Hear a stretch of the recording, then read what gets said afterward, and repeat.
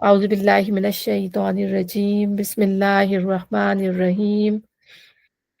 رب اشرح لي صدري ويسر لي أمري واحلل عقدة من لساني يفقهوا قولي ربنا زدنا علما اللهم فقهنا في الدين اللهم إني أسألك علما نافعا وعملا متقبلا ورزقا حلالا طيبا نحمده ونصلي على رسوله الكريم أما بعد فأعوذ بالله من الشيطان الرجيم بسم الله الرحمن الرحيم آج الحمدللہ ہماری سورہ توبہ شروع ہوگی، اور تھوڑا سا ہم پہلے سورہ توبہ کے بارے میں تھوڑی سی، کیونکہ ہمیں خاص طور پہ کچھ صورتوں کا کانٹیکس پتہ ہونا چاہیے کہ کس پس منظر میں جو یہ آیات جو تھیں وہ نازل ہوئیں، اس کے پیچھے کیا واقعات ہوئے تھے جو اللہ تعالیٰ کے اتنے زیادہ سخت احکامات جو ہیں وہ اس میں نازل ہوئے سورہ توبہ کے اندر۔ اور دوسری بات یہ کہ سورہ توبہ جو ہے سبع الطوال میں سے ہے، یعنی 7 بڑی صورتوں میں سے لاسٹ صورت ہے مدنی صورتوں میں۔ تو ہم نے دیکھا پیچھے ہم جو ہے وہ 6 صورتیں پڑھ کے جا چکے ہیں، اور سورہ توبہ جو ہے مدنی صورت کی سب سے لاسٹ۔ اس کے بعد جو ہے پھر مدنی صورتیں ویسے ہی کم ہو گئی ہیں اور مکی صورتیں ہیں اس کے بعد، ٹھیک ہے۔ اور پھر یہ جو ہے ہجرت کے بعد، یہ ایک ہجرت کے 1 سال کے بعد 9 ایئرس کے بعد نازل ہوئی ہے سورہ توبہ، یعنی بالکل وہ ٹائم تھا۔ اس کے بعد جو تھا پھر نبی صلی اللہ علیہ وسلم کے انتقال کا ٹائم تھا، یعنی پھر آخری حج کیا نبی صلی اللہ علیہ وسلم نے، بلکہ حج سے پہلے کی اتری ہوئی ہے یہ، ہاں حج سے پہلے، نبی صلی اللہ علیہ وسلم کے حج سے پہلے کی اتری ہوئی ہے، ٹھیک ہے۔ اور this is toward the end of the prophet صلی اللہ علیہ وسلم کے آخر زمانے کی ہے۔ اور یہ جو ہے جنگ، اس میں جو واقعات ذکر کیے گئے ہیں، جس جنگ کے بارے میں زیادہ اللہ تعالیٰ نے باتیں بتائی ہیں، سورہ انفال میں ہم نے پورا جو تھا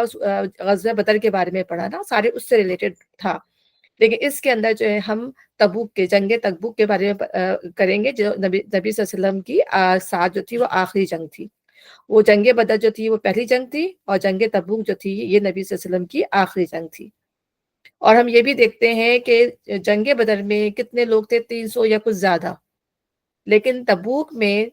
جو جب نبی صلی اللہ علیہ وسلم نے جب اپنے انکریج کیا تمام لوگوں کو، اور ماشاء اللہ لوگوں کی تعداد بڑھی، تو پھر آپ جو اپنے لوگ سولجرز لے کے گئے تھے وہ 30,000، یعنی اللہ تعالیٰ نے کتنی برکت ڈالی اس کے اندر کہ 30,000 کا لشکر لے کر جو ہے آپ تبوک کی جنگ پر روانہ ہوئے تھے۔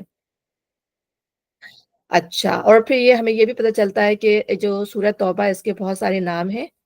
اس میں سے اس کا ایک نام جو البراء ہے، یہ سب اس میں جو شروع البراءت سے ہو رہی ہے، اور برات کے معنی ہوتے ہیں بیزاری کا اظہار، مشرکین سے بیزاری کا اظہار، یعنی برا کے اپنے معنی جو ہے بیزاری، کسی چیز سے ڈس ایسوسیشن، برات کا اظہار کرنا، ٹھیک ہے، جس چیز کو ناپسند کرتے ہیں اس سے علیحدہ ہو جانا۔ تو اب یہاں پر جو ہے مشرکین سے اظہار بیزاری کیا جا رہا ہے، ان کے ساتھ ٹریٹی اور تمام کوننٹ جو ہے وہ سب ختم کیے جا رہے ہیں، تو اس کا نام البراء بھی ہے۔ اور دوسری ہم نے کہا کہ اس کے اندر توبہ بھی ہے۔ توبہ اس کو کیوں اس کا نام اس میں رکھا گیا کہ اس میں تقریباً 17 دفعہ سب سے زیادہ اس صورت کے اندر توبہ کا ذکر آیا ہے، ٹھیک ہے، کہ مشرکین اور منافقین جو ہے وہ توبہ کر لیں اور اللہ تعالیٰ سے معافی مانگ لیں، تو اللہ تعالیٰ بہت مہربان اور رحم کرنے والا ہے، ان کو انوائٹ کیا گیا ہے، ٹھیک ہے نا۔ اور توبہ کے معنی کیا ہوتے ہیں؟ توبہ کے معنی یہ ہوتے ہیں کہ جو بھی بندہ کر رہا ہو غلط کام، اس سے اپنے آپ کو روک لے، اور پھر وہ اللہ کی طرف جو ہے وہ ریپینٹ کرے، پلٹے اللہ کی طرف، اس سے معافی مانگے، توبہ اسے کہتے ہیں۔ پھر توبہ کے معنی کیا ہے یا توبہ کی کنڈیشنز کیا ہے، وہ ہم پہلے پڑھ چکے ہیں کہ سب سے پہلے جب بندہ توبہ کرتا ہے تو پہلے ریکگنیشن، اپنی فالٹ کو ریکگنائز کرے گا کہ میں نے کیا غلطی کی ہے، کتنی بڑی میری غلطی ہے، جتنی زیادہ بڑی غلطی ہوگی اتنی زیادہ ریکگنیشن بھی ہوگی اس کی۔ پھر کیا کرنا، سیکنڈ کیا ہے کہ اس کرائم کو یا اس گناہ کو جو ہے چھوڑنے کا عہد کرنا ہے۔ پھر جو گناہ کیا اس پر ریگریٹ ہونا ہے، پچھتاوا ہونا چاہیے، ایسا نہ ہو کہ بار بار انسان گناہ کرے اس پہ پچھتاوا بھی نہ ہو۔ پھر اپنی اصلاح کرنی ہے، اور یہ ہم نے منافقین کے بارے میں بھی پڑھا تھا کہ منافقین جو ہم نے خاص پیچھے سورہ بقرہ میں پڑھا یا سورہ نساء میں، یاد نہیں آ رہا مجھے، تو اس میں جو ہے یہ تمام منافقین کے لیے بھی تھا کہ اگر وہ اپنی اصلاح کر لیں، اپنے آپ کو ریفارم کر لیں، توبہ کر لیں، اچھے کام کرنے لگے اسی طریقے سے، تو یہ کنڈیشن ہے توبہ کرنے کی۔ اور پھر انسان آخری تہیہ یہ کرے کہ اب وہ اس غلط کام کو دوبارہ نہیں کرے گا۔ تو یہ سچی توبہ، توبۃ النصوح جسے کہتے ہیں، خالص جو توبہ ہوتی ہے اس کی یہ کنڈیشنز ہیں، اور یہ وہ توبہ ہے جب انسان بہت بڑے گناہ سے رجوع کرتا ہے، ٹھیک ہے نا؟ چھوٹے-موٹے گناہ ہم کرتے ہیں، اس کی معافی مانگتے ہیں، اللہ تعالیٰ ہمیں معاف کر دیتا ہے۔ اللہ تعالیٰ خود کہتے ہیں کہ بعض تمہاری گناہوں سے تو اللہ تعالیٰ ویسے ہی اوور لک کر جاتے ہیں ہمارے، لیکن یہ کنڈیشنز ان گناہوں کی ہے جو بندہ بڑے-بڑے یعنی شرک کیا ہے، ایسی اتنی بڑی خطا ہو گئی، یا جو ہے اڈلٹری کی ہے، سود کھا لیا ہے، یتیم کا مال کھا لیا، تو یہ اتنے بڑے گناہ ہیں، ٹھیک ہے؟ ان کے لیے پھر اس طرح کی شرائط کو پورا کرنا ضروری ہے۔ اور پھر توبہ کا توبہ کا ذکر اور بھی کیوں آیا ہے کہ اس میں جو ہے وہ 3 کمپینینز کی توبہ کے بارے میں ہم پڑھیں گے، بہت خوبصورت اللہ تعالیٰ نے اس میں جو واقعہ بیان کیا ہے، اس کے 3 جو کمپینینز تھے وہ کس وجہ سے جو ہے وہ جنگ تبوک میں جانے سے رہ گئے، ٹھیک ہے؟ اور پھر اللہ تعالیٰ نے ان کی کس طریقے سے سوشل بائیکاٹ کروایا، اور اس کے بعد جو انہوں نے توبہ کی اور اللہ تعالیٰ نے جس طرح ان کی توبہ قبول کری، بڑا خوبصورتی سے اللہ تعالیٰ نے اس کے اینڈ میں سورت کے اینڈ میں بھی وہ اللہ تعالیٰ نے ہمیں بتایا ہے۔ تو اس توبہ کی جو ہے وہ اسی طرح جو مشرکین، منافقین اور مترددین وہ ہوتے ہیں جو انشور ہوتے ہیں، یعنی شیکی ہوتے ہیں اپنے دین کے بارے میں کہ پتہ نہیں ہم صحیح کر رہے ہیں یا غلط کر رہے ہیں، اور یہ مرتد لوگ ہوتے ہیں، تو ان سب کو توبہ کے لیے کہا گیا ہے کہ وہ توبہ کر لے، معافی مانگ لے، تو اللہ تعالیٰ جو ہے وہ،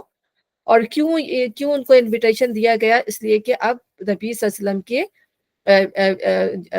مطلب انتقال کا ٹائم قریب آنے والا تھا، تو پھر یہ جو حجت تھی پھر یہ ایکسپائر نہ ہو جائے، کیونکہ نبی صلی اللہ علیہ وسلم کے زمانے میں جب دعوت دی جا رہی تھی اور نبی کو انکار کر دیں گے، ظاہر سی بات ہے، تو اس لیے ان کو پہلے ہی ان کو اس بات پہ انویٹیشن دی جا رہی تھی کہ نبی موجود ہے، وہ تمہیں انویٹیشن دے رہے ہیں تو ان کو مان لو۔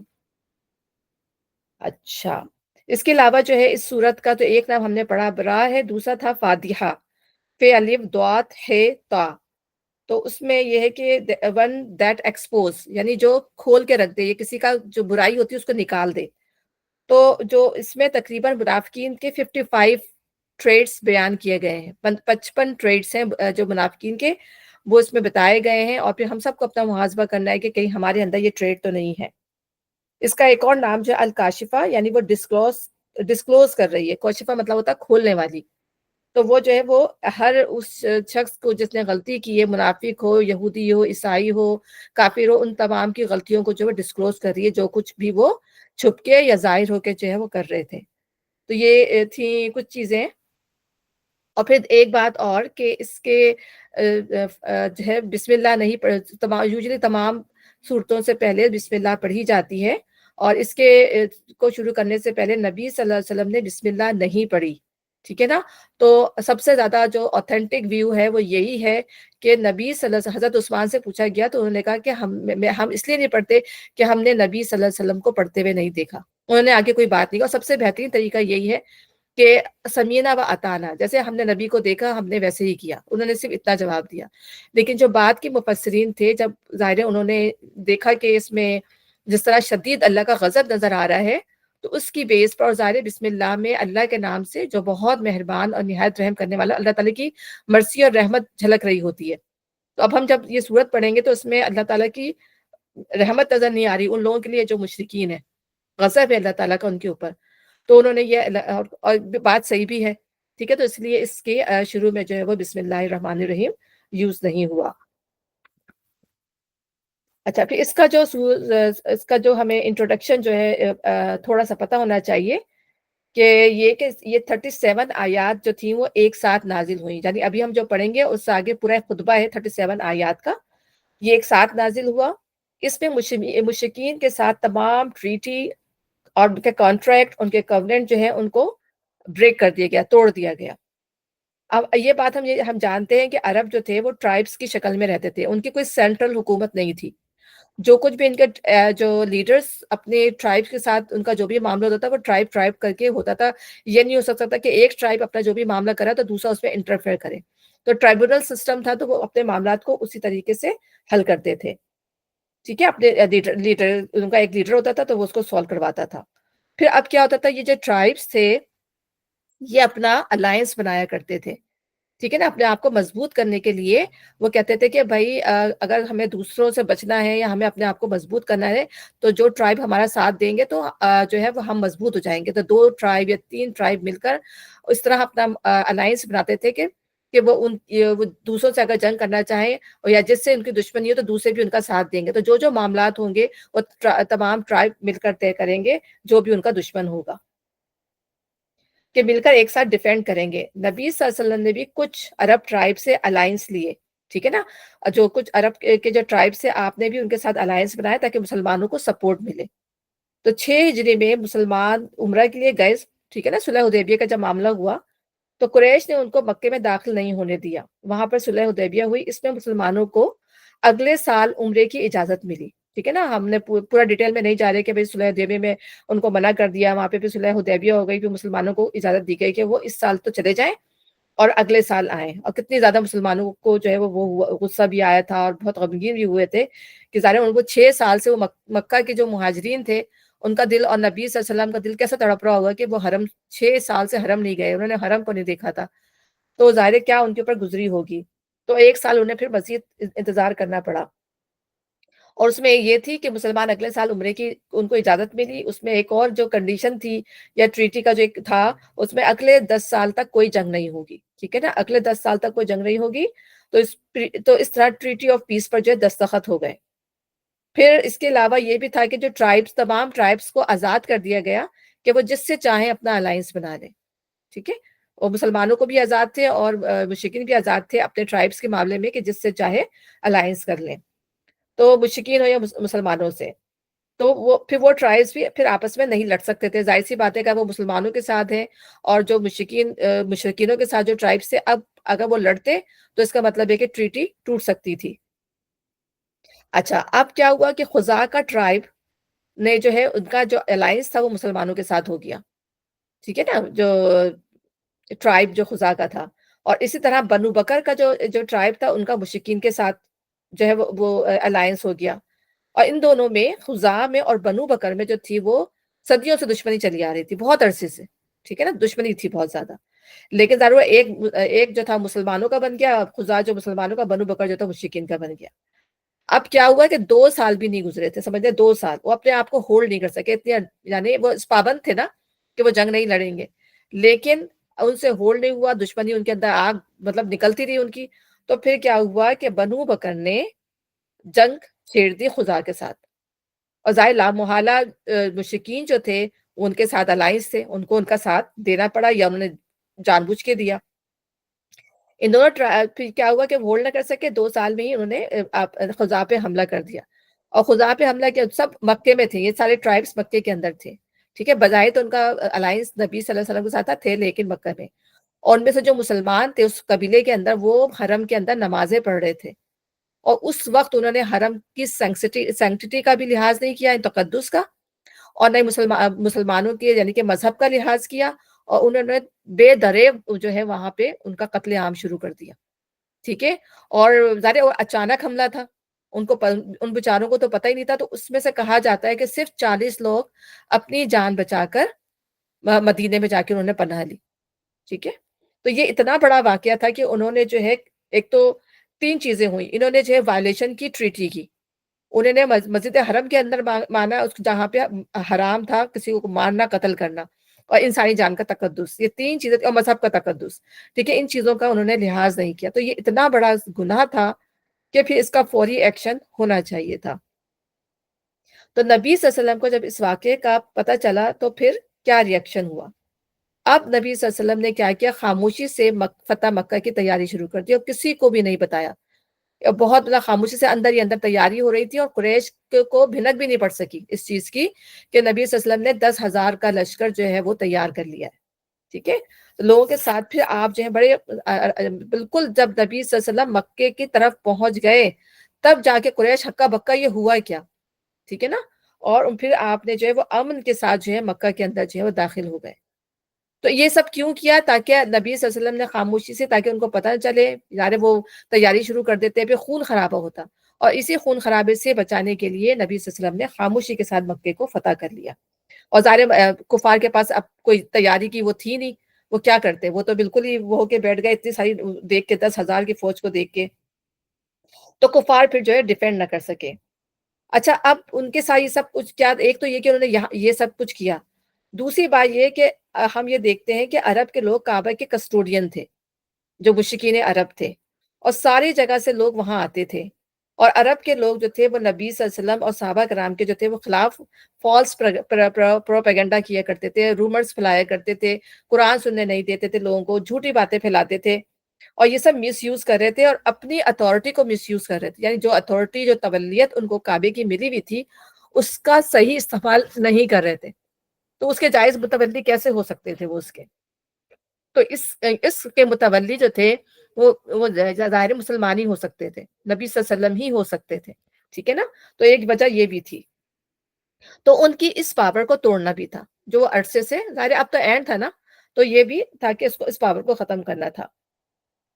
اب کیا ہوا کہ جب مسلمانوں نے فتح کر لیا، مکہ فتح ہو گیا، تو اب مسلمانوں پر ریسٹرکشنز نہیں رہی، جب چاہیں عمرہ کریں، جب چاہیں حج کریں، ٹھیک ہے؟ لیکن ہم یہ دیکھتے ہیں کہ نبی صلی اللہ علیہ وسلم نے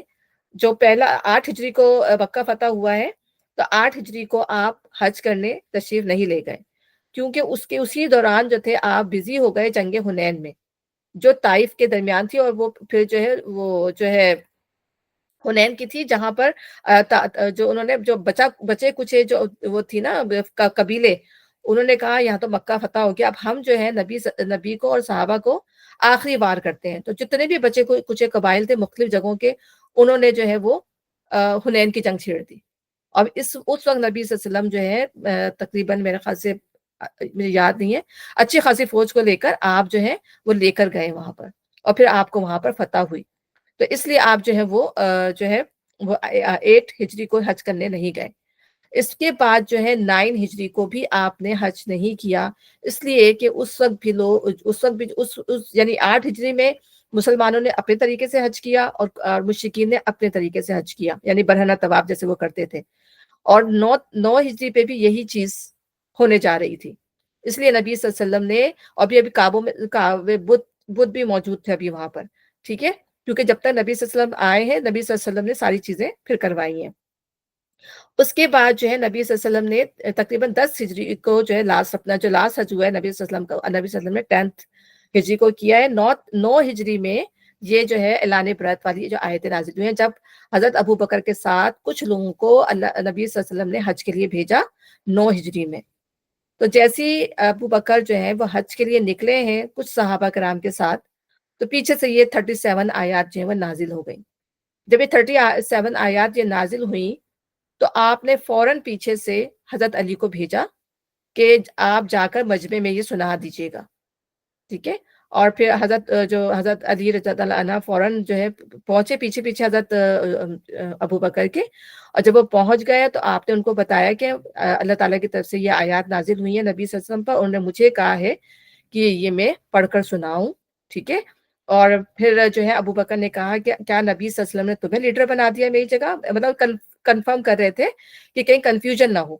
ٹھیک ہے نا، اس لیے بات کو کنفرم کر لینا چاہیے، تو انہوں نے کہا نہیں، لیڈر آپ ہی رہیں گے، ٹھیک ہے، میں آپ کی مقتدی میں رہوں گا، میں آپ کے پیچھے رہوں گا، لیکن پڑھ کے میں سناؤں گا۔ اس کی کیا وجہ تھی؟ اس لیے کہ عرب کے لوگ جو تھے اپنے قبیلے کے پرسن کی بات جو تھے وہ زیادہ اس سے مانتے تھے، ٹھیک ہے نا، پرسن کا بندہ ہو، اس کا بلڈ ریلیشن ہو، تو نبی صلی اللہ علیہ وسلم جو تھے وہ لیڈر تھے، اور حضرت علی جو تھے نبی صلی اللہ علیہ وسلم کے سن ان لا بھی تھے، اور جو تھے آپ کے کزن بھی تھے، اور قریش کے قبیلے کے تھے، تو اس لیے تمام بات، اور پھر اس طرح سے ان کے یہاں یہ قبیلوں میں یہ عزت بہت زیادہ عزت دی جاتی تھی اس شخص کو جو قبیلے کا بڑا ہو کے جو بات کر رہا ہوتا تھا اس کو مانتے تھے، ٹھیک ہے نا، اور قریش کا قبیلہ بڑے قبیلوں میں سے تھا، تو پھر وہ اس کو جو ہے وہ غور سے سنتے، اس کو فالو کرتے، اس لیے حضرت جو ہے انہوں نے حج کے دن اس کو پڑھ کر سنایا تھا۔ اب وہ کیا چیز تھی اب ہم وہ پڑھتے ہیں۔ براءۃ من اللہ ورسولہ الی الذین عاہدتم من المشرکین فسیحوا فی الارض اربعۃ اشہر واعلموا انکم غیر معجز اللہ وان اللہ مخزی الکافرین۔ اعلان برات ہے اللہ اس کے رسول کی طرف سے ان مشرکین کو جن سے تم نے معاہدے کیے تھے،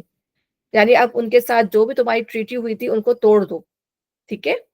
بس تم لوگ ملک میں 4 مہینے اور چل پھرو، اور ان کو 4 مہینے کی یعنی کہ تمام ٹریٹیز ان کے اوپر پھینک دی گئی، توڑ دی گئی، ٹھیک ہے نا؟ ہم نے پڑھا تھا نا کہ جن سے تمہیں جو ہے ابھی پیچھے ہم پڑھ کے گئے سورہ انفال میں کہ جن قوموں سے تمہیں بد عہدی کا خدشہ ہو تو ان کے ٹریٹیز ان کی طرف پھیر دو، اس کو بریک کر دو، ٹھیک ہے نا؟ تو یہی تھا کہ جن لوگوں نے توڑ دی تھی اور جن سے بدعہدی کا تھا، ان سے بھی جو تھا کہا کہ ان کے عہد ان کو واپس کر دو اور ان سے جنگ کے لیے تیار ہو جاؤ۔ اور پھر ان کو 4 مہینے کی اللہ تعالیٰ نے مہلت دی حج کے بعد سے۔ یہ وہ حرام مہینے نہیں ہیں جو نارمل حرام مہینے اللہ تعالیٰ نے بتایا، یہ وہ نہیں ہے، بلکہ حج کے بعد کے 4 مہینے ہیں۔ تقریباً اس کو 10 ربیع الثانی تک کی 4 مہینے کی، یعنی کہ آپ ذوالحج، محرم، صفر، ربیع الاول، ربیع الثانی تک۔ تو 4 مہینے کے بعد جو ہے ان کو پھر اگر وہ نہ مانے، سرنڈر نہ کرے، تو پھر ان کے ساتھ جنگ کی جائے گی، ٹھیک ہے؟ اب اس میں جو جو کیا ان کو نبی صلی اللہ علیہ وسلم نے کیا پیغام دیا گیا تھا، کیا جو بات تھی جو اللہ تعالیٰ نے ان کو کہی تھی، تو آپ نے وہ بات کے دیکھیں یہاں پر ان کے پیچھے جب یہ نازل ہوا تو صحابہ کرام نے حضور سے عرض کیا اسے ابو بکر کو بھیج دیجئے تاکہ وہ حج پہ اس کو نہ دے، لیکن آپ نے فرمایا کہ اس اہم معاملے کا اعلان میری طرف سے میرے گھر ہی کے کسی آدمی کو کرنا چاہیے۔ چنانچہ آپ نے حضرت علی کو اس خدمت پر معمور کیا اور ساتھ ہی ہدایت فرما دی کہ حاجیوں کے مجمع عام میں اسے سنانے کے بعد حسب ذیل 4 باتوں کا اعلان بھی کر دیں، یعنی یہ آیتیں بتانے کے بعد ان 4 باتوں کا اعلان کر دیں کہ جنت میں کوئی ایسا شخص داخل نہ ہوگا جو دین اسلام کو قبول کرنے سے انکار کرے۔ اس سال کے بعد کوئی مشرک حج کے لیے نہ آئے۔ بیت اللہ کے گرد برہنہ طواف کرنا ممنوع ہے۔ جن لوگوں کے ساتھ رسول اللہ کا معاہدہ باقی ہے، یعنی جو نقض عہد کے مرتکب نہیں ہوئے ہیں، ان کے ساتھ مدت معاہدہ تک وفا کی جائے گی۔ تارے کچھ اچھے لوگ بھی تھے قریش کے عرب کے اندر، جو قبیلے تھے جنہوں نے کبھی بھی نبی صلی اللہ علیہ وسلم کے ساتھ عہد کرنے کے بعد اس کو توڑا نہیں تھا، نہ ان کے اندر بدعہدی نظر آتی تھی، تو اللہ تعالیٰ نے کہا کہ ان کے ساتھ معاملات اسی طرح رکھے جائیں گے۔ اس مقام پہ یہ جان لینا بھی فائدے سے خالی نہ ہوا کہ فتح مکہ کے بعد دور اسلامی کا پہلا حج 8 ہجری میں قدیم طریقے پر ہوا، پھر 9 ہجری میں یہ دوسرا حج مسلمانوں نے اپنے طریقے پر کیا اور مشرکین نے اپنے طریقے پر۔ اس کے بعد تیسرا حج خالص اسلامی طریقے پر ہوا اور یہی وہ مشہور حج ہے جسے حجۃ الوداع کہا جاتا ہے، جو 10 تاریخ کو کیا۔ اچھا، اور جان رکھو کہ تم اللہ کو عاجز کرنے والے نہیں ہو، اور یہ کہ اللہ منکر حق کو رسوا کرنے والا ہے۔ اطلاع عام میں اللہ اور اس کے رسول کی طرف سے حج اکبر کے دن، یہ حج اکبر جو ہے اس کا بھی یہ سمجھ لیں کہ حج اکبر جو ہے یہ وہ حج نہیں ہے جو ہم کہتے ہیں کہ جمعے کے دن آ رہا ہے۔ حج اکبر جو تھے عرب کے زمانے میں حج کو کہتے تھے، اور عمرے کو جو ہے حج اصغر کہتے تھے، ٹھیک ہے نا؟ تو حج اکبر کی یعنی اس سے انسان غلط ان کو یہ بتانے کے لیے کہ اس کو یہ نہ سمجھے تو حج اکبر کا خاص نام لیا گیا کہ مین حج، بڑا حج۔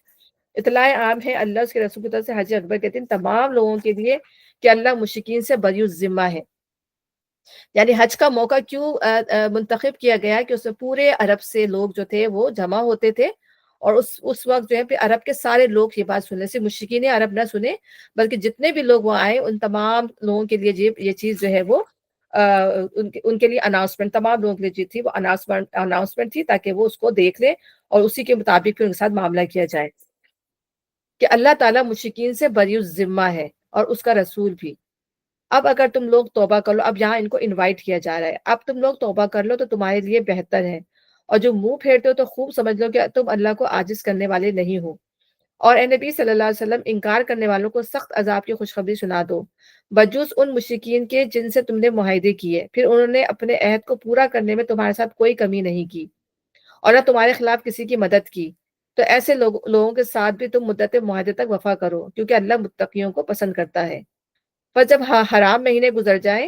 تو مشرکین کو قتل کرو، جہاں پاؤ انہیں پکڑو اور گھیرو، ہر گات پہ ان کی خبر لینے کے لیے بیٹھو، ٹھیک ہے؟ اگر وہ نہ مانے، سرنڈر نہ کرے تو پھر ان کے ساتھ یہ معاملہ کیا جائے گا۔ پھر اگر وہ توبہ کر لیں، توبہ کا مطلب کیا ہے؟ وہ ایمان لے آئیں، اور توبہ کر کے ایمان لے آئیں، اور پھر ایمان لانے کا تقاضا جب سب سے پہلا نظر آتا ہے وہ نماز قائم کرنا اور زکوٰۃ دینا ہے۔ 2 چیزوں سے پتہ چلے گا کہ بندہ جو ہے نماز پڑھنے والا اور زکوٰۃ دینے والا ہے، ٹھیک ہے نا؟ اب اللہ تعالیٰ نے یہاں پہ دل کی بات نہیں کی، کیونکہ اب ظاہر پہ معاملہ ہوگا۔ اگر وہ انہوں نے بظاہر ہو سکتا ہے کہ دل سے ایمان نہ لائے اپنے آپ کو بچانے کے لیے کہہ دیا، تو پھر دیکھا جائے گا کہ وہ نماز پڑھ رہا ہے اور زکوٰۃ دے رہا ہے کہ نہیں دے رہا، ٹھیک ہے؟ اور وہ زکوٰۃ دے تو انہیں چھوڑ دو، اللہ درگزر کرنے والا اور رحم کرنے والا ہے، یعنی ظاہر پہ معاملہ کیا جائے گا۔ اور اگر مشرکین میں سے کوئی شخص پناہ مانگ کر تمہارے پاس آنا چاہے تاکہ اللہ کا کلام سنے تو اسے پناہ دے دو، یہاں تک کہ وہ اللہ کا کلام سن لے،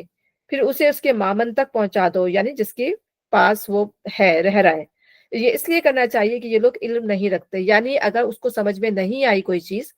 اور وہ چاہتا ہے کہ میں کچھ دن اور سنوں، ٹھیک ہے نا، تو اس کو اس کی بھی مہلت دے دی ہے کہ جس کے پاس بھی وہ رہ رہا ہے، کیونکہ کہا تھا نا کہ کسی ایسے گھر میں داخل ہو جائے، کسی مسلمان کے گھر میں یا ابو سفیان کے گھر میں، تو وہاں اس کو امان مل جائے گی. مشرکین کو یہ بھی کہا گیا تھا نا. تو جو اس کی حفاظت کا ذمہ لے، مامن کا مطلب ہوتا ہے جو اس مشرک کی جو کیا کہتے ہیں امان کا ذمہ دار ہو. تو پھر اس کے بعد کیا ہوگا، اگر وہ پھر بھی نہیں مانتا تو پھر وہ مامن جو ہوگا وہ اس کے مسلمانوں کے حوالے کر دے گا اس کے. تو اللہ تعالیٰ یہ کہہ رہے ہیں کہ لوگ جاہل ہیں، ان کو سمجھ نہیں ہے، تو ان کو اگر وہ تم سے ٹائم مانگے تو ان کو ٹائم دے دو. ان مشرکین کے لیے اللہ اس کے رسول کے نزدیک کوئی عہد آخر کیسے ہو سکتا ہے بجز ان لوگوں کے جن سے تم نے مسجد حرام کے پاس معاہدہ کیا تھا. نبی صلی اللہ علیہ وسلم نے تین قبیلوں سے معاہدہ کیا تھا، بنی کنانہ سے، بنی خزاع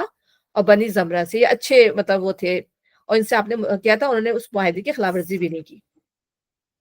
تو اللہ تعالیٰ کہہ رہا ہے کہ جب تک وہ تمہارے ساتھ سیدھے رہیں، تم بھی ان کے ساتھ سیدھے رہو، کیونکہ اللہ متقیوں کو پسند کرتا ہے. مگر ان کے سوا دوسرے مشرکین کے ساتھ کوئی عہد کیسے ہو سکتا ہے جبکہ ان کا حال یہ ہے کہ تم پر قابو پا جائیں تو نہ تمہارے معاملے میں کسی قرابت کا لحاظ رکھیں نہ کسی معاہدے کی ذمہ داری کا. قرابت کیا کہ چاہے ان کا تم سے بلڈ ریلیشن ہی کیوں نہ ہو، چاہے وہ تمہارے اپنے قبیلے کے کیوں نہ ہو، لیکن دین کے معاملے میں جو ہے وہ تمہارے ساتھ جو ہے وہ کوئی کمپرومائز نہیں کریں گے، کسی قرابت کا لحاظ نہیں کریں گے، اور پھر نہ ہی کسی معاہدے کی. وہ اپنی زبانیں سے تم کو راضی کرنے کی کوشش کرتے ہیں مگر دل ان کے انکار کرتے ہیں. یعنی عہد تو وہ تم سے باندھ لیتے ہیں لیکن دل میں ان کے جو ہے بد عہدی ہے، اور ان میں سے جو ہے اکثر فاسق ہیں، یعنی گناہ گار ہیں.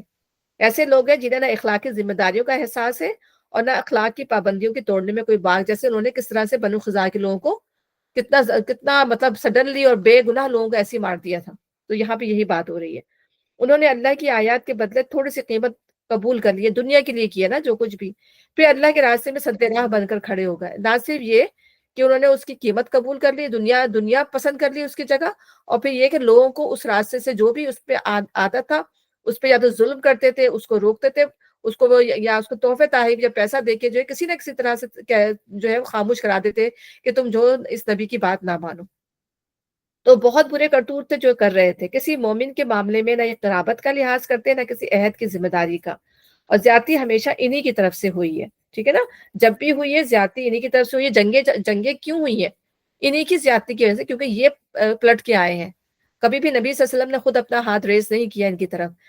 زیادتی ہمیشہ ان کی طرف سے ہوئی ہے. بس اگر یہ توبہ کر لیں اور نماز قائم کریں اور زکوٰۃ دیں، پھر دوبارہ اللہ تعالیٰ نے ریپیٹ کی اس چیز کو، تو تمہارے دینی بھائی ہیں،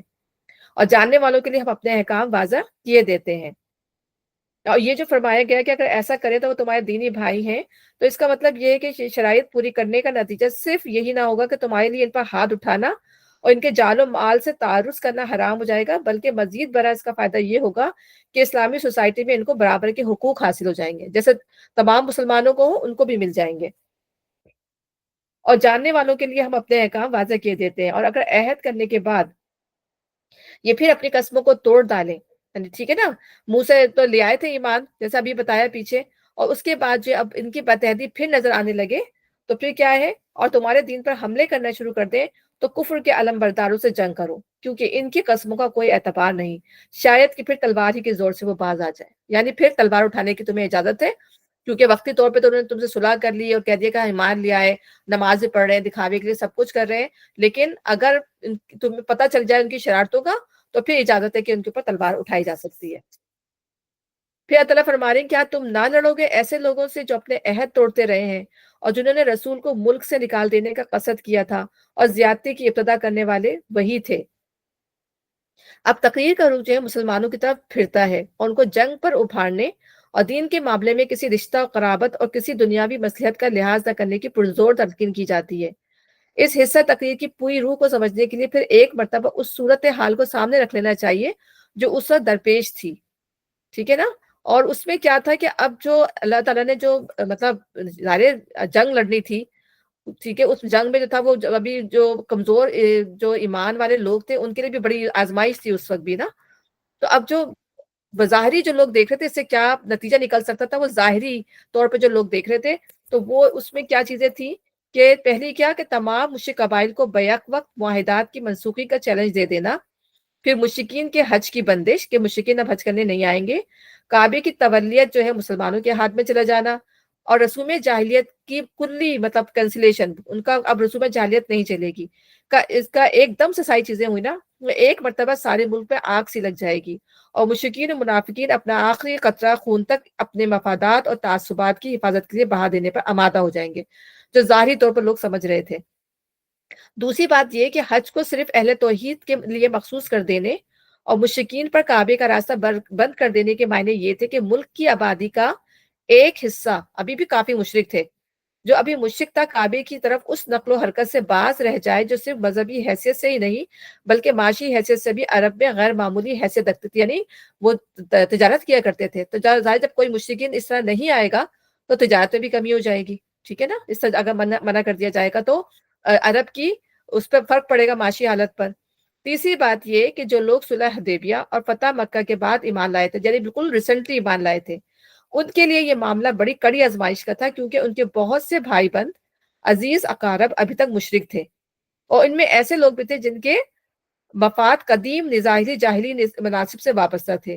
اب جو بظاہر تمام مشرکین عرب کا تہس نہس کر ڈالنے کی تیاری کی جا رہی تھی، تو اس کے معنی یہ تھے کہ یہ نئے مسلمان خود اپنے ہاتھوں، اپنے خاندانوں اور اپنے جگر گوشوں کو پیوند خاک کریں، اور ان کے جہاں منصب اور سردیوں کے قائم شدہ امتیازات کا خاتمہ کر دیں۔ یہ تین بڑی بڑی چیزیں تھیں جس سے لوگوں کو، بظاہر لوگوں کو یہ چیز نظر آ رہی تھی کہ اب تو یہ چیز جو ہے خطرے میں پڑ گئی ہے، یعنی عرب کا جو مستقبل ہے وہ خطرے میں پڑ گیا ہے۔ تو یہاں پر اللہ تعالیٰ اب یہاں اس کی وہ بات بتا رہے ہیں کہ اللہ تعالیٰ مسلمانوں کو انکریج کریں لڑنے کے لیے کہ تم نہ لڑو گے ایسے لوگوں سے جو اپنے عہد توڑتے ہیں اور جنہوں نے رسول کو ملک سے نکال دینے کا قصد کیا تھا، یعنی ان کے قتل کا پروگرام بنایا تھا، اور زیادتی کی ابتدا کرنے والے وہی تھے، یعنی جنگ بدر میں جو زیادتی کی اس کی ابتدا کرنے والے وہی تھے۔ کیا تم ان سے ڈرتے ہو؟ اگر تم مومن ہو تو اللہ اس کا زیادہ مستحق ہے کہ اس سے ڈرو، ٹھیک ہے نا، مطلب تو بظاہر دنیا کی چیزیں تمہاری نظروں میں آ رہی ہیں، لیکن جو اللہ کہہ رہا ہے وہ تم اس سے ڈر رہے ہو، ان سے لڑو، اللہ تمہارے ہاتھوں سے ان کو سزا دلوائے گا اور انہیں ذلیل و خوار کرے گا اور ان کے مقابلے میں تمہاری مدد کرے گا اور بہت سے مومنوں کے دل ٹھنڈے کرے گا، ان کے قلوب کی جلن مٹا دے گا اور جسے چاہے گا توبہ کی توفیق بھی دے گا۔ کتنی مطلب باتیں اللہ تعالیٰ نے بتائی ہیں کہ ایک تو یہ کہ اللہ تعالیٰ ان کو، کیونکہ انہوں نے مسلمانوں کو، نبی صلی اللہ علیہ وسلم کو ذلیل و خوار کرنے کا سوچا تھا، نعوذ باللہ، ٹھیک ہے، اللہ تعالیٰ اب ان کو جو ہے تمہارے ہاتھوں سے ذلیل و خوار کرے گا، ٹھیک ہے، اور پھر ظاہر کتنے لوگوں کو جو ہے انہوں نے ان کے گھر والوں کو مارا تھا، ان کے بہن بھائیوں کو، جن کو بھی، تو ان کو کتنی تکلیف پہنچائی تھی، تو اللہ تعالیٰ کہتا ہے اس کے ذریعے سے جن لوگوں کو تکلیف پہنچی تھی ان کے دلوں کو سکون ملے گا۔ تو اللہ تعالیٰ دلوں کے حال جانتا، وہ یہ کہتا ہے کہ تم یہ کرو گے تو اس سے جو ہے ان کے دلوں کو بھی سکون ملے گا، حالانکہ وہ کس لیے، اللہ کے لیے کر رہے تھے، وہ یہ اپنے لیے نہیں کر رہے تھے، لیکن اس سے ان کے دل کو تقویت پہنچے گی۔ پھر تیسری بات یہ کہ اللہ جسے چاہے گا توبہ کی توفیق بھی دے گا، یعنی انہی کافروں کے اندر ایسے بھی لوگ ہوں گے جو ایمان بھی لے آئیں گے۔ اللہ سب کچھ جاننے والا اور دانا ہے، بے شک اللہ کی مصلحت کے تحت ہر چیز ہو رہی ہوتی ہے۔ کیا تم لوگوں نے یہ سمجھ رکھا ہے کہ یوں ہی چھوڑ دیے جاؤ گے؟ حالانکہ ابھی اللہ نے تو یہ دیکھا ہی نہیں کہ تم میں سے کون وہ لوگ ہیں جنہوں نے اس کی راہ میں جاں فشانی کی، یعنی اب اللہ تعالیٰ نے آزمائش میں ڈالا ہے سب کو، اب اللہ تعالیٰ نے دیکھنا ہے کہ اب تم کتنا اللہ تعالیٰ کی بات سنتے ہو، اور جاں فشانی کی، اور اللہ اس کے رسول اور مومنین کے سوا کسی کو جگری دوست نہ بنایا، جو کچھ تم کرتے ہو اللہ اس سے باخبر ہے۔ مشرکین کا یہ کام نہیں ہے کہ وہ اللہ کی مسجدوں کے مجاور و خادم بنے۔ اب یہاں پر مشرکین جو ظاہر ہے وہ تو متولی بنے ہوئے تھے، کسٹوڈین بنے ہوئے، تو اب یہاں پہ اللہ تعالیٰ اس بات کی ان کی وہ باتوں کو رد کر رہا ہے کہ وہ مسجدوں کے مجاور و خادم بنے، درہا اہلے کے اپنے اوپر وہ خود کفر کی شہادت دے رہے ہیں، یعنی ایک اللہ کی عبادت کرنا ہے، اب وہ ایک اللہ کا گھر ہے، ابراہیم علیہ السلام کو وہ خود بھی مانتے تھے اور سب سے بڑا بت بنا کے انہوں نے اس میں رکھا تھا، شریک کر دیتے اللہ کے ساتھ، تو وہ خود اس کی نفی کر رہے تھے، تو وہ اس گھر کے کیسے متولی ہو سکتے تھے؟ ان کے تو سارے اعمال ضائع ہو گئے، یعنی وہ سمجھتے تھے کہ ہم تو پانی پلاتے ہیں، ہم حاجیوں کی خدمت کرتے ہیں، تو ہمیں تو بہت اجر ملنا چاہیے، لیکن جب ایمان ہی نہیں ہے اور وہ شرک کر رہے ہیں، کفر کر رہے ہیں اور دھڑلے سے کر رہے ہیں، تو ان کے سارے اعمال جو ہیں وہ ضائع ہو گئے اور جہنم میں انہیں ہمیشہ رہنا ہے۔ پھر اللہ تعالیٰ فرما رہے کہ مسجدوں کے آباد کون وہ لوگ ہیں؟ اللہ کی مسجدوں کے آباد کار، مجاور اور خادم تو وہی لوگ ہو سکتے ہیں جو اللہ اور روز آخر کو مانیں اور نماز قائم کریں، زکوٰۃ دیں اور اللہ کے سوا کسی سے نہ ڈرے، انہی سے یہ توقع ہے کہ سیدھی راہ چلیں گے، ٹھیک ہے نا۔ اب اللہ تعالیٰ نے بتا دی کہ اس کے صحیح کسٹوڈین جو ہیں وہ ہیں جو اللہ پر، روز آخر پر ایمان لاتے ہیں۔ پھر اللہ تعالیٰ ان کی دوسری بات پہ کہ کیا تم لوگوں نے حاجیوں کو پانی پلانے اور مسجد حرام کی مجاوری کرنے کو اس شخص کے کام کے برابر ٹھہرا لیا جو ایمان لایا اللہ پر اور روز آخر پر اور جس نے جان فشانی کی اللہ کی راہ میں؟ کہ صرف پانی پلانا टेकिंग केयर कर लेना, क्या ये काफ़ी होता है? या फिर वो जो अल्लाह पर ईमान लाके उसके तकाज़ों को पूरा करे, उसके रास्ते में जान और माल से जो है वो जिहाद करे, तो उसका जो है जो है वो जो है ज़्यादा उसका रुतबा है हर लिहाज से। अल्लाह के नज़दीक तो ये दोनों बराबर नहीं, और अल्लाह ज़ालिमों की रहनुमाई नहीं करता। अल्लाह के यहाँ तो इन्हीं लोगों का दर्जा बढ़ा है जो ईमान लाए और जिन्होंने अल्लाह की राह में घर-बार छोड़े और जान और माल से जिहाद किया, वही कामयाब है। इनका रब इन्हें अपनी रहमत और खुशनुदी और ऐसी जन्नतों की बशारत देता है जहाँ इनके लिए पायदार ऐश के समान है। इनमें वो हमेशा रहेंगे, यकीनन अल्लाह के पास खिदमत का सिला देने को बहुत कुछ है बेशक। ए लोगों, अब यहाँ पर फिर एनकरेज किया जा रहा है मुसलमानों को, ए लोगों जो ईमान लाए हो, अपने बापों और भाइयों को भी अपना रफ़ीक ना बनाओ अगर वो ईमान पर कुफ्र को तरजीह दें। और ये मामला सिर्फ नबी सल्लल्लाहु अलैहि वसल्लम तक नहीं था, बल्कि हर दौर में रहेगा कि अगर माँ-बाप जो हैं वो कुफ्र और शिर्क में मुब्तला हैं, बहन-भाई कुफ्र और शिर्क में मुब्तला हैं, तो हमारा मामला जो है उनके साथ क्या होगा? हम उनको समझाएँगे, उनको बुझाएँगे, ज़ाहिर-सी बात है, लेकिन अल्लाह के साथ जो है कोई कुफ्र ना करे, कोई शिर्क ना करे। मामला ज़ाहिर है वो जो हमारा जो मामला है उनके साथ, अल्लाह ने माँ-बाप के साथ तो अच्छा सलूक करने का कहा ही है, चाहे वो काफ़िर हों, चाहे वो मुशरिक हो, मामला उनके साथ अच्छा रखना है, यानी हुस्न सलूक करना है।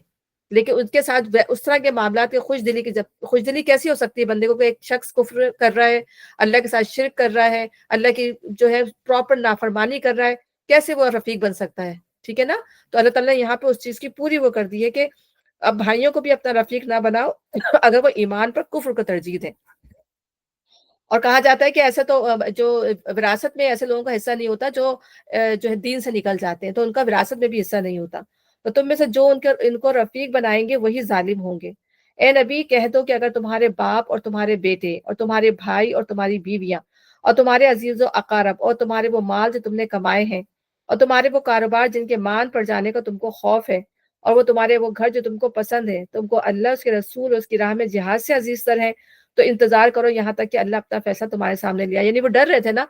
कि अगर हमने लड़ना शुरू कर दिया तो हमारे तो इन लोगों ने ईमान लेके नहीं आए हैं, हमारे घर अज़ीज़ हैं, वो वहाँ फँसे हुए हैं, वो वहाँ हैं। तो अल्लाह ताला कह रहे हैं अगर ये तुम्हें चीज़ें अज़ीज़ हैं, तो फिर क्या है कि फिर तो इंतज़ार करो यहाँ तक कि अल्लाह अपना फैसला तुम्हारे सामने ले आए, और अल्लाह फासिक लोगों की रहनुमाई नहीं किया करता। अल्लाह इससे पहले बहुत से मौक़े पर तुम्हारी मदद कर चुका है। अभी ग़ज़वा हुनैन के रोज़ उसकी दस्तगीरी की शान तुम देख चुके हो। ठीक है? उस रोज़ तुम्हें अपनी अपनी कसरत तादाद का गर्रा था। 12,000 फ़ौज थी। अच्छा, ग़ज़वा हुनैन जिसका यहाँ ज़िक्र किया गया है, शव्वाल 8 हिजरी में इन आयात के नुज़ूल से सिर्फ़ 12-13 महीने पहले मक्के और ताइफ के दरमियान वादी हुनैन में पेश आया। इस ग़ज़वे में मुसलमानों की तरफ से 12,000 फ़ौज थी, जो इससे पहले कभी किसी इस्लामी ग़ज़वे में इकट्ठी नहीं हुई थी। फ़तह मक्के के वक़्त भी 10,000 थे ना? और दूसरी तरफ कुफ़ार उनसे बहुत कम थे। लेकिन इसके बावजूद कबीला हवाज़िन के तीर अंदाज़ों ने इनका मुँह फेर दिया। यानी जब मुसलमान जब वहाँ जाने लगे तो उन्होंने इस तरह से अपना तीर अंदाज़ों को बिठाया कि जैसे ही मुसलमान अंदर दाखिल हुए हैं तो हर जगह से तीरों की बौछार हो गई और मुसलमान जो थे वो तितर-बितर हो गए, घबरा गए और कुछ लोग रह गए। ठीक है? और अल्लाह ताला यही बता रहे हैं कि मुसलमानों को इतना इत्मीनान था कि अब तो हम बहुत ज़्यादा हो गए। अब हम हमें कोई चीज़ शिकस्त दे दे, तो उस वक़्त उन्होंने अपनी तादाद पे भरोसा किया। ठीक है? तो उस वक़्त अल्लाह ताला ने उनकी आज़माइश की और उन्हीं के ज़रिए जो थोड़े लोग थे, उनके ज़रिए वो तितर-बितर हो गए, लेकिन बाद में जो है नबी सल्लम की दुआओं से और अल्लाह ताला की ताईद से वो तमाम लोग दोबारा जमा हुए, फिर वो लड़े और फिर उनको जो है फिर अल्लाह ताला ने गलबा अता फरमाया। तो यहाँ पे अल्लाह ये बता रहे हैं कि उस रोज़ तुम्हें अपने कसरे तादाद का बड़ा गुरूर था, मगर तुम्हारे कुछ काम ना आई और ज़मीन अपनी वुसअत के बावजूद तुम पर तंग हो गई। यानी क्या हुआ कि तुम्हें मतलब कहाँ जाओ, किधर भागो तुम्हें समझ में नहीं आ रहा था कि हम कहाँ निकल जाएँ और तुम पीठ फेर कर भाग निकले। फिर अल्लाह ने अपनी सकीनत अपने रसूल पर और मोमिनीन पर नाज़िल फरमाई और वो लश्कर उतारे जो तुमको नज़र ना आते थे। फरिश्ते जब भी उतरते हैं वो सकीनत लेके उतरते हैं और मुनकिरीन हक़ को सज़ा दी कि यही बदला है उन लोगों के लिए जो हक़ का इनकार करें। फिर तुम ये भी देख चुके हो कि इस तरह सज़ा देने के बाद अल्लाह जिसको चाहता है तौबा की तौफ़ीक भी बख्श देता है। अल्लाह दरगुज़र करने वाला और रहम फरमाने वाला है। यानी उसके बाद जो है जो कैदी पकड़े गए, जिन लोगों को पकड़ा गया और फिर जब उन्होंने नबी सल्लल्लाहु अलैहि वसल्लम की करीमुन नफ्सी की शान देखी, तो बहुत सारे लोग जो थे उसमें ईमान भी ले आए। ठीक है ना? जिनको हवाज़िन के जो कबीले थे, उनमें से बहुत सारे लोग ईमान लिया। तो यहाँ पे अल्लाह यही बता रहा है कि तुम देख चुके हो कि इस तरह सज़ा देने के बाद अल्लाह जिसको चाहता है तौबा की तौफ़ीक भी बख्श देता है। अल्लाह दरगुज़र करने वाला और रहम फरमाने वाला है। कितनी दफ़ा तौबा का ज़िक्र आया आप देखें यहाँ पर। ए ईमान लाने वालों, मुशरिकीन नापाक हैं। लिहाजा इस साल के बाद ये मस्जिद हराम के करीब ना फटकने पाए। अब उनको मना कर दिया जा रहा है। اگر تمہیں تنگ دستی کا خوف ہے تو بعید نہیں کہ اللہ چاہے تو تمہیں اپنے فضل سے غنی کر دے. یعنی کیا تھا کہ وہ ڈر تھا کہ اب یہ سارا جو ہے وہ معاشی نظام تلپٹ ہو جائے گا. تو اللہ تعالیٰ کہہ رہے تم اس کی پرواہ نہ کرو، وہ اللہ تعالیٰ کے اختیار میں ہے. ٹھیک ہے. اور لیکن اب کوئی جو ہے مشرک یہاں نہیں آئے. جنگ کرو اہل کتاب سے، ان لوگوں کے خلاف جو اللہ روز آخر پر ایمان نہیں لاتے، اور جو کچھ اللہ اس کے رسول نے حرام قرار دیا اسے حرام نہیں کرتے، اور دین حق کو اپنا دین نہیں بناتے. ان سے لڑو یہاں تک کہ وہ اپنے ہاتھ سے جزیہ دیں اور چھوٹے بن کر رہیں. یعنی اس کے بعد جو ہے پھر روم اور ایران کی باری آئی نا. روم یہ ایران جو تھا، یہ جو پارسی لوگ ہوتے ہیں نا، مجوسی وغیرہ، ان کا تھا، اور روم جو تھا وہ عیسائیوں کا تھا. تو اب ان لوگوں کی طرف نبی صلی اللہ علیہ وسلم نے اب ان کی طرف جو ہے پہل قدمی کی تھی کہ آپ جا کے جو ہے اب ان کے ساتھ لڑائی کرنی تھی. اب یہاں پر اللہ یہی فرما رہا ہے کہ اب تو یہاں تو معاملات ہو گئے، اب ان کے ساتھ جو ہے آپ کی تیاری، اب ان کے ساتھ بھی لڑنا ہے، اور ان کو بھی جو ہے وہ علل اعلان آپ نے بتانا ہے. اگر وہ جزیہ دیں گے، چھوٹے بن کر رہیں گے تو صحیح ہے، ورنہ ان سے بھی جنگ کی جائے گی. ٹھیک ہے. تو جنگ کرو اہل کتاب میں سے ان لوگوں کے خلاف جو اللہ روز آخرت پر ایمان نہیں لاتے. یعنی ان میں سے کتنے سارے لوگ تھے جنہوں نے اللہ پہ ایمان لانے کا مقصد توحید خالص جیسے ہوتی ہے، لیکن وہ اللہ کے ساتھ شریک کرتے تھے. اور بعض لوگ تو مسیح علیہ السلام کو اللہ ہی کہتے تھے. کتنا بڑا کفر تھا وہ. اور آخرت کا عقیدہ تو ان کا ویسے ہی بہت ہی کمزور ہو چکا تھا. اور جو کچھ اللہ اس کے رسول نے حرام قرار دیا ہے اسے حرام قرار نہیں دیتے،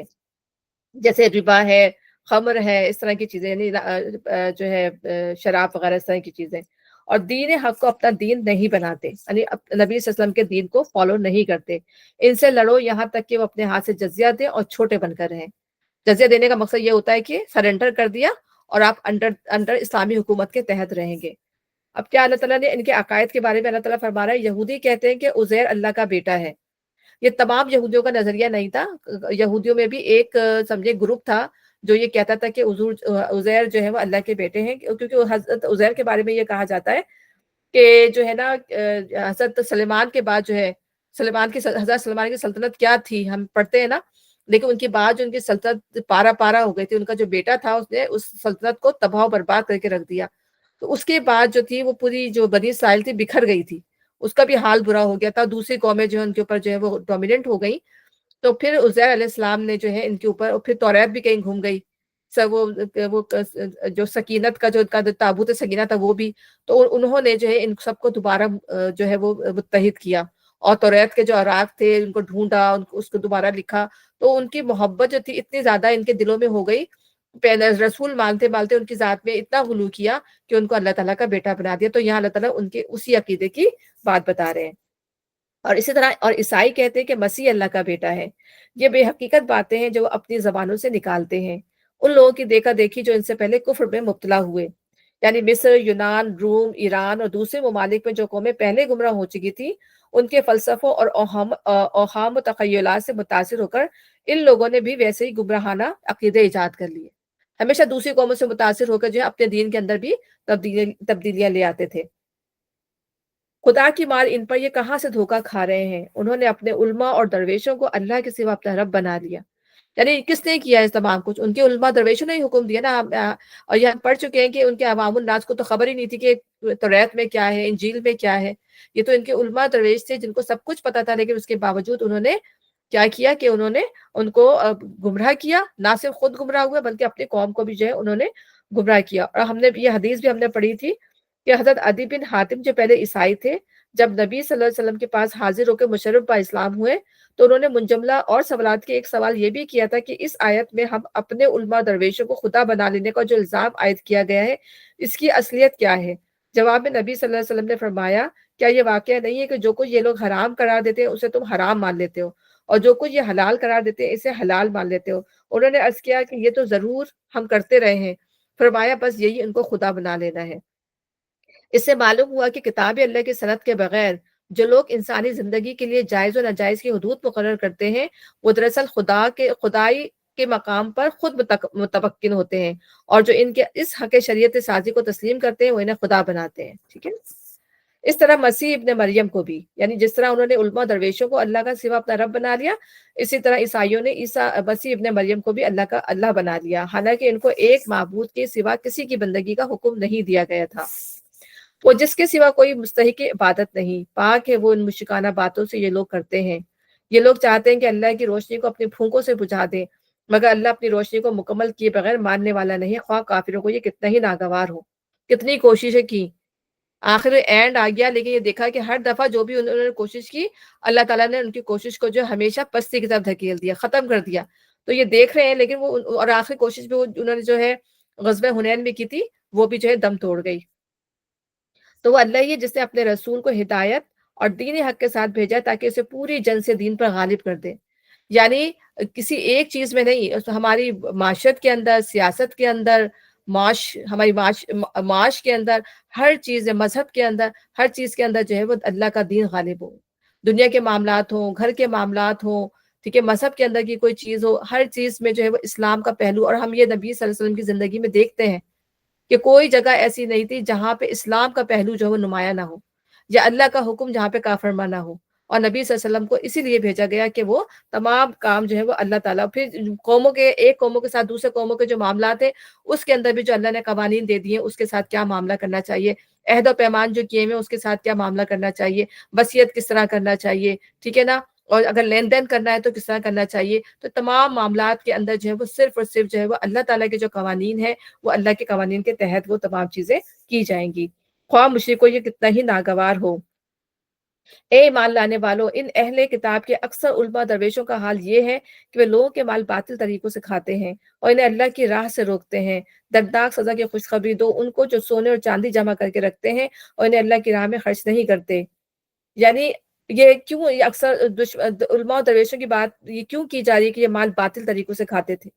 اور یہ مال آج، یہ کام جو ہے آج مسلمان کے جو کچھ لوگ ہیں وہ بھی بڑے اچھے طریقے سے کر رہے ہیں، جنہوں نے اپنے آپ کو کہا، اپنے آپ کو اس جگہ پہ، مذہب کے اس مقام پہ پہنچایا ہوا ہے، اور لوگوں سے جو ہے غلط طریقوں سے ان کو فتوے دیتے ہیں، پیسے لیتے ہیں، ٹھیک ہے نا، جو بھی لوگوں کو خوش کرنے کے لیے ورڈکس پاس کر دیتے ہیں تاکہ لوگ خوش ہو کے جو ہے ان کو ڈونیشن۔ تو اس طرح کی تمام چیزیں اللہ تعالیٰ نے ان کے لیے جو ہے انہوں نے اپنے لیے حلال سمجھ لی تھی۔ یعنی وہ کیا کرتے تھے، فیبریگیٹ کرتے تھے ریلیجن کے اندر نا، تو لوگوں کو خوش کرنے کے لیے اس میں جھوٹی چیزیں داخل کر دی، اور پھر اس کو حرام کو حلال اور حرام کو حلال بنا دیا، اور پھر اس طرح برائبس لیتے تھے لوگوں سے کہ بھائی تمہیں ایسا ورڈکٹ چاہیے یا اس طرح کی چیز چاہیے، تو تم مجھے اتنا پیسہ دو گے تو میں تمہاری خوشی کے لیے یہ کر دوں گا، ٹھیک ہے۔ سارے بڑی جگہ پہ ہوتے تو لوگ جو ہے خوش، سارے غلط لوگ کے غلط کام کرواتے تھے، ہر بندہ غلط کام نہیں کرواتا تھا، غلط لوگ کے غلط کام کرواتے تھے۔ پھر اسی طرح جو ہے وہ سکھ پرسن کے پاس جاتے تھے کہ بھائی اس کو روکیا پڑھا، یا کوئی دم کیا، جادو کیا، جو بھی کرنا ہے، اور پھر اس کے بھی پیسے لیتے تھے، ٹھیک ہے نا، کہ ہم نے یہ اللہ کے لیے نہیں کرتے تھے، وہ پیسے لینے کے لیے کرتے تھے۔ اور ہمارے یہاں بھی کیا کیا جاتا ہے، ہمارے یہاں بھی اگر قرآن خوانی کے لیے بھی اب ہائر کیے جاتے ہیں لوگ، اب کوئی پڑھنے کے لیے تو آتا نہیں ہے، تو ہم نے دیکھا ہے کہ اکثر کہ بھائی جن کے پاس بڑا پیسہ ہوتا ہے تو وہ جو کر لیتے ہیں، افورڈ کر لیتے ہیں، تو وہ جو ہے مسجد سے جو ہے وہ مولویوں کو بلا لیتے ہیں، چھوٹے چھوٹے بچوں کو، کہ بس وہ قرآن پڑھ دیں گے کافی ہو جائے گا۔ تو یہی کام کر رہے ہوتے ہیں نا، تو یہ کس نے، یہ علماء، یہ جو لوگ ہوتے ہیں مولوی بن کے جو بیٹھے ہوئے ہیں، تو ظاہر انہوں نے یہ حکم دیا ہے نا کہ جاؤ یہ صحیح ہے، سب چیزیں صحیح ہیں، تو وہ لوگ آتے ہیں، پڑھتے ہیں اور پیسے لے کے چلے جاتے ہیں۔ کیا ہے قرآن کی بے حرمتی، قرآن کا استعمال، آپ یہ دیکھیں۔ پھر اسی طرح جو ہے لوگوں سے کہتے تھے چیریٹی دو، ڈونیشنز دو، اس کو خوب جمع کرتے تھے، اور پھر وہ چیریٹی جو ہے وہ پراپر، آج بھی ہم دیکھتے ہیں کہ اب تو انسان جو دیکھ کے دیتا ہے کس کو دینا ہے، کس کو نہیں دینا، کہ اب لوگوں نے اتنا زیادہ مطلب لوگوں کے اوپر اعتبار ہی نہیں رہا، کہ اب ایون کہ آرگنائزیشنز کے اوپر بھی اعتبار نہیں رہا کہ کس کو انسان دے۔ اس سے بہتر ہے کہ انسان انڈیویجلی یا گروپ کی شکل میں کوئی اچھا خود کام کر رہا ہے وہ کام کر لے، کہ لوگ جو ہیں وہ پتہ چلتا ہے کہ یہ خود برد ہو گیا، اس میں غبن کر دیا، وہ چیریٹی لوگوں سے لی تھی وہ لوگوں تک پہنچی ہی نہیں، تو لوگ دیتے ہوئے بھی لوگ جو ہیں وہ بیچارے ہچکتاتے ہیں کہ ہم یہ دیں کہ نہیں دیں، اس طریقے سے۔ تو یہ علماء و درویشوں کا یہی حال تھا کہ پیسے لے کے وہ جو اس کو اپنے مصرف میں استعمال کیا کرتے تھے۔ تو اسی طرح حضرت سلمان فارسی کے بارے میں آتا ہے کہ جب وہ اپنے والد کا گھر چھوڑ کر نکلے تو وہ عیسائیوں کے ایک گروپ، مطلب وہ اسلام کی طرف آ رہے تھے، انہیں نبی صلی اللہ علیہ وسلم کے بارے میں پتہ چلا تھا، تو اسلام ڈھونڈنے کے لیے نکلے تھے، ٹھیک ہے نا، ایک طرح سے آپ یہ سمجھ لیں۔ تو وہ جو ہے ایک عیسائی کارواں جو تھا وہ جا رہا تھا، تو وہ اس کارواں میں شامل ہو گئے۔ تو وہاں پر جو تھا انہوں نے اس سے پوچھا کہ بھائی تمہارا سب سے بڑا راہب یا تمہارا مونک سب سے بڑا کون سا ہے؟ تو انہوں نے کہا کہ یہ جو، انہوں نے اس کا طرف اشارہ کر دی کہ یہ ہمارا وہ ہے، بڑا عالم ہے ہمارا۔ تو انہوں نے کہا کہ ان کے پاس گئے اور ان سے کہا کہ میں آپ کے ساتھ ایک دو دن گزار سکتا ہوں، کہ میں آپ کی صحبت میں رہ کے کچھ سیکھنا چاہتا ہوں۔ اس نے کہا ٹھیک ہے، رک جاؤ میرے ساتھ۔ تو نے دیکھا کہ اس نے جو ہے وہ رات کو اٹھ کر جو تھا وہ پیسے، جو لوگوں سے چیریٹی انکریج کرتا تھا لوگوں کو چیریٹی کا، اس نے بڑے چھپا کے جو ہے نا اس کو رکھا ہوا تھا اور گن گن کے رکھتا تھا اور اس کی باتیں سن لی ہوں گی تو وہ اپنے لیے اس کو جمع کر رہا تھا. تو اسی پہ یہ دیکھیں آیتیں بھی اسی لحاظ سے اتری ہے کہ پھر وہ انہیں دردناک سزا کی خوشخبری دو ان کو جو سونے اور چاندی جمع کر کے رکھتے ہیں. انہی کے علماء درویشوں کا کہ لوگوں سے مال جمع کرتے ہیں، لوگوں کا مال جو ہے وہ باطل طریقے سے کھاتے ہیں اور پھر اس کو جمع کر کے رکھتے ہیں، انہیں اللہ کی راہ میں خرچ نہیں کرتے. اور پھر یہ بات نہ صرف ان کے لیے بلکہ ان لوگوں کے لیے بھی ہے جن کو اللہ تعالیٰ نے بہت کچھ دیا. بلکہ ایک عورت جو ہے نبی صلی اللہ علیہ وسلم کے پاس آئی تھی، اس کے ہاتھوں میں سونے کے کڑے تھے. تو نبی صلی اللہ علیہ وسلم نے فرمایا کہ تم اس کی زکوٰۃ ادا کرتی ہو، ورنہ تم نے جو آگ کے کڑے پہنے ہوئے. یا جو بندہ جو ہے اگر گولڈ پہن رہا ہے، سونا پہن بھی رہا ہے یا کوئی قیمتی چیز بھی پہن رہا ہے، تو اگر وہ اس کا حق ادا کر رہا ہے تو پھر یہ چیزیں اس کے لیے حلال ہیں. اگر وہ اس کا حق ادا نہیں کر رہا، اس حق میں ذرا سی بھی کمی کوتاہی، کیونکہ زکوٰۃ دیتے بھی انسان کو خیال کرنا چاہیے تو زیادہ ہی دے دے، کم نہ دے. بعض دفعہ اوپر نیچے تول بھی اوپر نیچے ہو جاتی ہے بندے کی، بعض دفعہ ہمیں اندازہ بھی نہیں ہو پاتا، تو کوشش کرنا چاہیے بندہ زیادہ ہی نکالتے کم نہ نکالے. ٹھیک ہے نا؟ تو رکھنا کوئی چیز منع نہیں ہے، کسی چیز کو بھی اللہ نے منع نہیں کیا، لیکن اس کا حق ادا کر دیا جائے. یہاں پہ یہی بات بتائی جا رہی ہے، انہیں اللہ کی راہ میں خرچ نہیں کرتے. ایک دن آئے گا کہ اسی سونے چاندی پر جہنم کی آگ دہکائی جائے گی اور پھر اسی سے ان لوگوں کی پیشانیوں اور پہلوؤں اور پیٹوں کو داغا جائے گا. یعنی پہلے بھی جو سزائیں دینے کے لیے مجرموں کو کیا کیا جاتا تھا کہ جو ہے دھاتوں کو گرم کر کے جو ہے ان کی پیشانیوں پر، جہاں پہ بھی ان کی جو پشت پر جو ہے وہ داغ دیا جاتا تھا. تو اللہ تعالیٰ یہ کہہ رہے ہیں کہ یہی چیزیں جو ہیں ان کے پاس اس طرح اللہ تعالیٰ ان کے ساتھ معاملہ کرے گا. اور پھر کہا جاتا ہے کہ دولت جو ہے وہ سانپ بن کے آئے گی، اژدہا بن کے آئے گی اور انسان کے گلے میں لپٹ جائے گی، اور اس کے جو ہے پیشانی پہ آ کے ڈنگ مارے گی اور کہے گی کہ میں تمہارا جو ہوں مال ہوں، جس کو تو نے بہت سید کے رکھا تھا، اس کو اللہ کے راستے میں خرچ نہیں کیا تھا. اللہ تعالیٰ ہمیں معاف فرما، اللہ اپنے راستے میں دینے والا بنائے. یہ ہے وہ خزانہ جو تم نے اپنے لیے جمع کیا، لو اب اپنی سمیٹی ہوئی دولت کا مزہ چکھو. حقیقت یہ ہے کہ مہینوں کی تعداد جب سے اللہ نے آسمان و زمین کو پیدا کیا ہے، اللہ کے نوشتے میں 12 ہی ہے. یعنی جب سے یہ ابھی کی بات نہیں، جب سے اللہ نے اس کو 12 مہینے ہی بنایا ہے، اور ان میں سے 4 مہینے حرام ہیں. یہی ٹھیک ضابطہ ہے، لہٰذا ان 4 مہینوں میں اپنے اوپر ظلم نہ کرو. کیا مہینے؟ ذوالقعدہ، ذی الحج اور محرم اور رجب، یہ 4 مہینے ہیں. اس میں جنگ منع تھی. اور مشرکوں سے سب مل کر لڑو جس طرح وہ سب مل کر تم سے لڑتے ہیں. اور جان رکھو کہ اللہ متقیوں کے ساتھ ہے. اللہ کیوں کہہ رہا ہے متقیوں کے ساتھ ہے؟ ایک تو اللہ سے لڑ کے ڈرتے اور دوسرے وہ زیادتی نہیں کرتے. اگر وہ سرنڈر کر دیں، وہ مان جائیں، وہ صلح کے ہاتھ ڈال دیں تو پھر زیادتی نہیں کرنا. نسی تو کفر میں ایک مزید کافرانہ حرکت ہے. نسی کیا چیز تھی؟ کہ کسی حرام مہینے کو حلال کر لیتے تھے وقتی طور پر، اور پھر کسی اور مہینے کو حرام کر دیا کرتے تھے. تو اللہ تعالیٰ یہی بتا رہا ہے کہ یہ تم نے جو ہیلا کر لیتے ہو یہ بھی غلط ہے. نصیحت و کفر میں ایک مزید کافرانہ حرکت ہے جس سے یہ کافر لوگ گمراہی میں مبتلا کیے جاتے ہیں. کسی سال ایک مہینے کو حلال کر لیتے ہیں اور کسی سال اس کو حرام کر دیتے ہیں، تاکہ اللہ کے حرام کیے ہوئے مہینوں کی تعداد بھی پوری کر دیں اور اللہ کا حرام کیا ہوا بھی حلال کر لیں. ان کے برے اعمال ان کے لیے خوشنما بنا دیے گئے ہیں، اور اللہ منکر حق کو ہدایت نہیں دیتا. یعنی دین میں غلو نہ کرو. ٹھیک ہے؟ اب ہمارے یہاں تو کتنی زیادہ چیزیں جو ہے وہ بنا دی گئی ہیں دین میں غلو کر کر کے کہ دین اصل میں دین نظر ہی نہیں آتا. اس گرت کے اندر اصل دین جو ہے وہ نظر نہیں آتا، کیونکہ یہ اعمال جو لوگوں کو اتنے زیادہ اچھے لگنے لگے ہیں کہ اصل دین جو ہے وہ دور چلا گیا ہے کہیں. کہ بھائی لوگوں سے کہو کہ اگر کوئی مشکل، اب اکثر لوگ پوچھتے ہیں اب کیا کریں، کون سا وظیفہ پڑھ لیں، اب مجھے کوئی وظیفہ بتا دیں، جیسے اس طرح کوئی پوچھتا ہے اکثر. بھائی سب سے بڑی چیز یہ ہے کہ اللہ کے پاس جا کے 2 نفل پڑھیں، اللہ سے خوب گڑگڑا کے دعا کریں. اللہ تعالیٰ سب سے زیادہ قریب تو اللہ تعالیٰ ہے. ٹھیک ہے؟ دعائیں اس سے کریں جا کے. اب یہ وظیفے وظائف ہمیں کوئی چیز بتا دیں کہ بس ہم مطلب ہمیں مشکل کام نہ کرنا پڑے، بس ہم وہ بیٹھ کے ہم گھروں میں یا تو کوئی بلا لے لوگوں کو اور اس طرح کے کام کر لیں. بلکہ ہمارے اپنے بھی یہ کہتے ہیں جو پھوپھی ہیں، خاندان ہے، ان کے اندر ہمارے یہاں بھی ہوتی ہیں یہ چیزیں کہ اس کے اندر جو ہے لوگ بیٹھ جاتے ہیں اور پھر اس طرح کے وظیفہ وظائف جو ہیں دور کے رشتے داروں میں ہمارے ابھی بھی ہوتے ہیں. سوری پھوپھی کہہ رہی ہوں، ہماری خالاؤں کے اندر. تو اب یہ کیا طریقہ کار ہے؟ مطلب سمجھا دیا گیا، سب کچھ بتایا، لیکن وہ یہ کہ نہیں، یہ چیزیں تو ہمارے باپ دادا سے ہوتی چلی آئی ہیں اور ہم اسی لیے کر رہے ہیں. ٹھیک ہے نا؟ تو یہ والی بات ہے کہ وہ اعمال جو اتنے خوشبو دادی کرتے ہیں کہ اسی کے اندر اب ان کو آسانی لگتی ہے کہ لوگ مل کے بیٹھیں گے، ہنسی مذاق ہو جائے گا، کھانا پینا بھی ہو جائے گا اور اللہ اللہ بھی ہو جائے گا. تو یہ چیز جو ہے بلکہ انسان بالکل کٹ کے سب سے، اور 2 نفل جو ہے وہ نبی صلی اللہ علیہ وسلم کا یہی تھا کہ جب بھی آپ پر کوئی مصیبت یا پریشانی آپ کو لگتی تھی، آپ فوراً جو ہے نماز کے لیے کھڑے ہو جاتے تھے. اور اللہ تعالیٰ نے ہمیں خود بتایا کہ صبر اور نماز کے ساتھ جو ہے وہ مدد لو. تو اے لوگوں جو ایمان لائے ہو، تمہیں کیا ہو گیا ہے کہ جب تم سے اللہ کی راہ میں نکلنے کے لیے کہا گیا تو تم زمین سے چمٹ کر رہ گئے؟ کیا تم نے آخرت کے مقابلے میں دنیا کی زندگی کو پسند کر لیا؟ ایسا ہے تو تمہیں معلوم ہو کہ دنیاوی زندگی کا یہ سب سر و زمان آخرت میں بہت تھوڑا نکلے گا۔ تم نہ اٹھو گے تو خدا تمہیں دردناک سزا دے گا۔ اب یہاں سے جو اب شروع ہو رہی ہیں آیتیں، یہ جو ہے جنگ تبوک کے بارے میں، یہ پوری معاملہ جو تھا وہ مشرکین کے ساتھ جو فتح مکہ کے بعد کا معاملات تھے۔ اب یہاں سے جو دوسرا خطبہ شروع ہو رہا ہے 37 کے بعد سے، یہ آیت ہم نے کہا تھا نا کہ 37 تک کی آیات جو تھی وہ فتح مکہ کے بعد مشرکین سے جو معاملہ کرنا ہے ان کے لیے ڈائریکٹ اتری تھی۔ اب جو معاملہ یہاں پہ چلے گا وہ جنگ تبوک کی تیاری میں ان کے انکریجمنٹ کے لیے، اور پھر اس میں مال غنیمت جو لوگوں سے جو ہے مال خرچ کرنے کے لیے انکریج کیا اللہ تعالیٰ نے بہت زیادہ اس کے اندر۔ تو ان شاء اللہ تعالیٰ ہم اس کو کل کنٹینیو کریں گے، بس پھر یہی دیکھ لیجیے کہ میں آگے پھر ان شاء اللہ اس کو ہم کل کنٹینیو کریں گے،